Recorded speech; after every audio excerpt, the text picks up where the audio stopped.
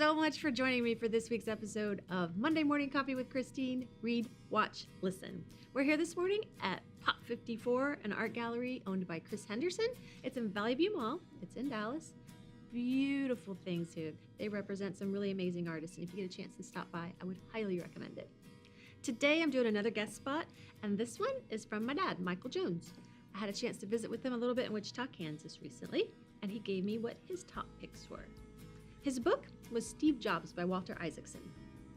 He recommended this book. My dad was an entrepreneur, had several different businesses while I was growing up, and he really loved the story of how Steve Jobs went from a little bit of nothing to building what is now the iconic Apple. He really enjoyed seeing behind the scenes and getting an idea of what he was thinking at the time, and that's his pick for a book, Steve Jobs by Walter Isaacson. His choice for a movie was $1 Million Baby, the Academy Award-winning 2005 film that won 4 Oscars.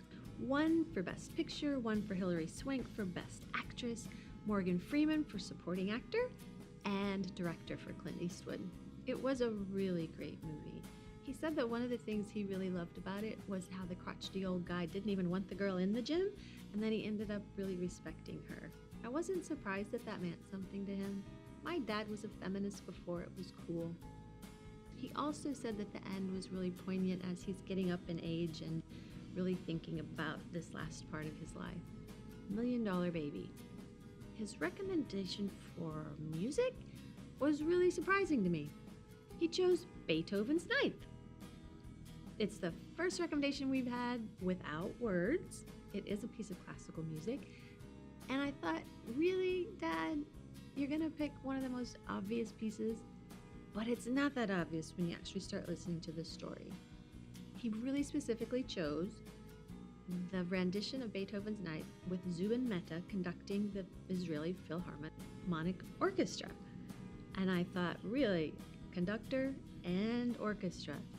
Well, it turns out my dad had traveled the world for 3 years after he graduated from college, and he was in Israel and just kind of accidentally came upon this performance of Zubin Mehta, the great Zubin Mehta, conducting the Great Israel Philharmonic Orchestra as they were playing Beethoven Ninth. Interestingly, it was his first exposure to classical music, having grown up in Kansas, and it blew him away, changed his life. He became a huge fan and connoisseur of all kinds of classical music, but that was just the beginning. In fact, when I was 18 years old and we lived together out in the country in Kansas City, I was awakened to classical music blaring every single morning, and I never complained.